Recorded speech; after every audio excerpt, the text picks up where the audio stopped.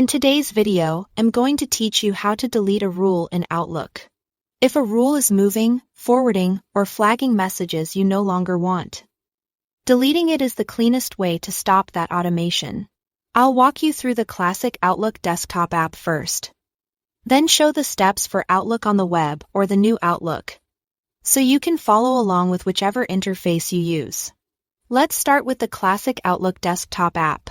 Open Outlook on your computer and look at the top ribbon. Make sure you are on the Home tab. In the Move group, click Rules, then choose Manage Rules and Alerts. This opens the Rules and Alerts window, which lists all of your current rules. Take a moment to identify the rule you want to remove by its name and description so you are certain you are targeting the right one. When you've found it, check the box next to that rule to select it. With the rule selected, click Delete. Outlook may ask you to confirm that you want to remove it. Confirm, and the rule will be deleted from the list. To finalize your changes, click Apply, and then click OK to close the window.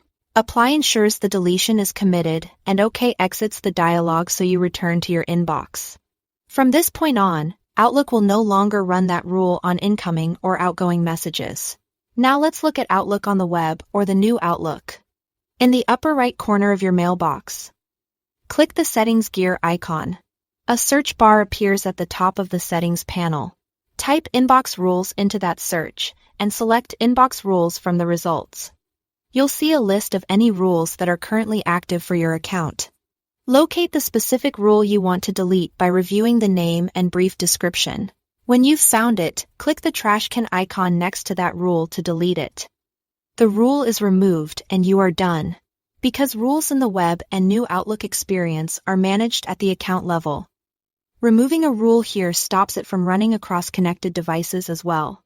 A quick note on best practice: deleting a rule is permanent, so take a second to confirm you've selected the correct one before you commit. If you manage many rules, it can help to tidy them up occasionally, so the ones you keep are easier to scan and maintain. That's it. Thanks for watching.